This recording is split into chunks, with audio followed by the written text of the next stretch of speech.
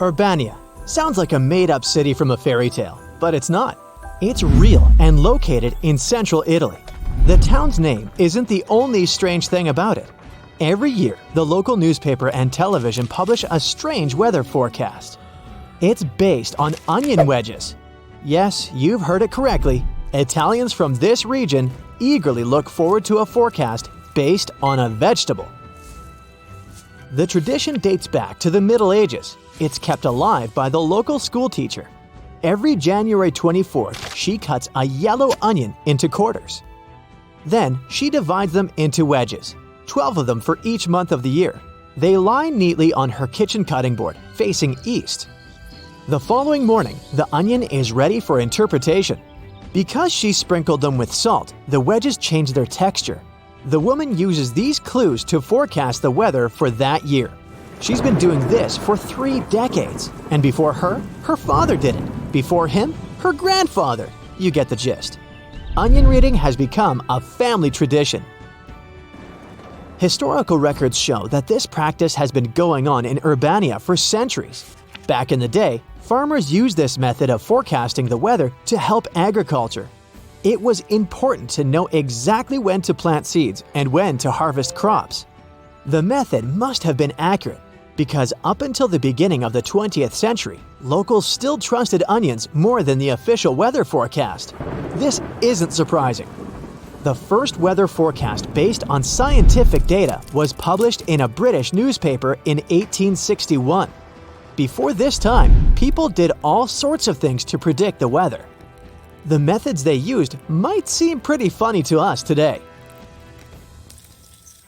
Take the woolly bear caterpillar as an example. This species lives in the United States and southern Canada. The legend goes that you can determine how harsh the next winter will be just by looking at the animal's color pattern. If the color brown is dominant, then the winter will be mild. That's an odd way to predict the weather, but believe it or not, it does have some grounding in science. You know who entomologists are? Yes, those are scientists who study bugs. Their research showed that the caterpillar's color is connected with how much food it has had. But there's a twist. The color reveals the harshness of the winter of the previous year. Telling the future is not the woolly bear caterpillar's forte. People think ladybugs bring luck, but they're more than good luck charms. Have you ever heard of the saying, "When ladybugs swarm, expect a day that's warm"? This is actually true. When the weather is warm outside, these lovable insects leave their hiding. But as the temperature drops before a rain shower, they fly in search of cover. Frogs can also predict rain. Right before the first droplet, these amphibians croak louder. They actually do this because they're about to mate. Frogs lay eggs in bodies of fresh water. If rain is coming, then water levels in ponds will rise. This increases the animal's chances of finding a partner to produce tadpoles. Have your parents told you to stay away from hornets' nests? They were right, but the nests of bees, wasps, and hornets make for excellent weather stations. When they start building nests higher than usual, expect a colder winter with a lot of snow. You see, hornets cannot survive temperatures lower than 50 degrees Fahrenheit. That's why they want to stay clear of the cold as much as possible. Another animal that bulks up for winter is the squirrel. Take notice of these cute rodents the next time you go hiking in the late fall.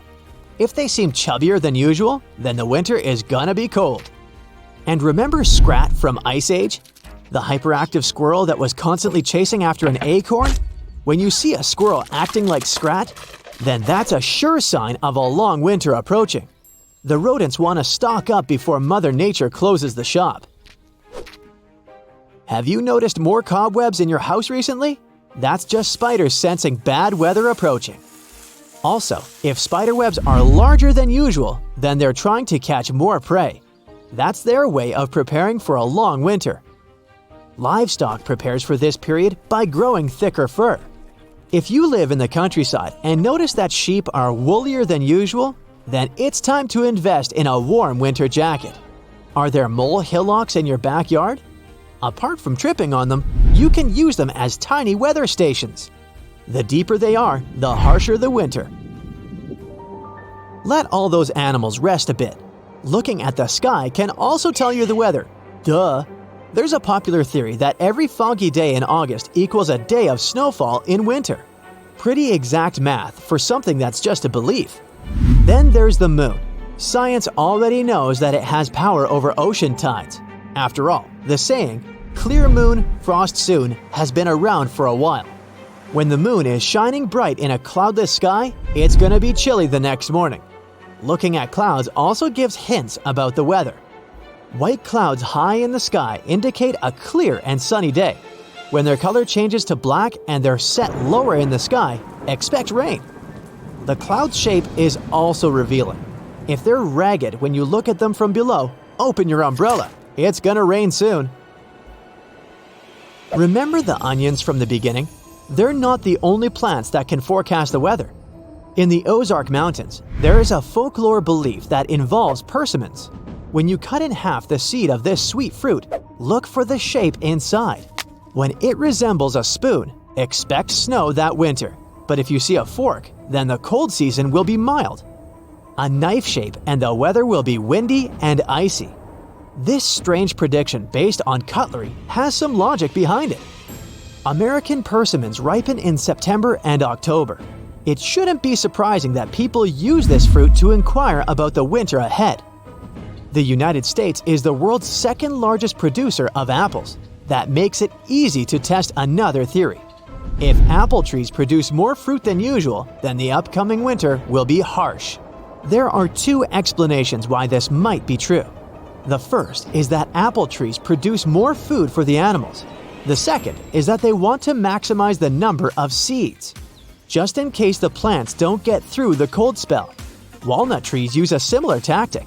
People figured out that walnuts have a thicker outside shell in preparation for a winter colder than usual. The same goes for hickory trees and oaks.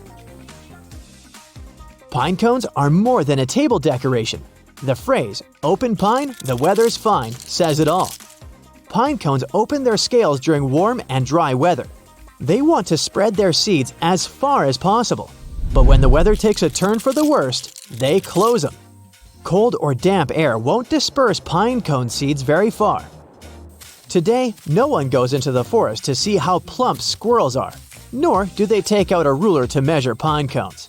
All the info about the weather we need is inside our smartphones and on the internet. In the 1950s, computers took over weather forecasting, and they've been doing it ever since. But inaccurate weather predictions still happen. Long-term weather forecasts are especially challenging. That's because there are so many factors at play.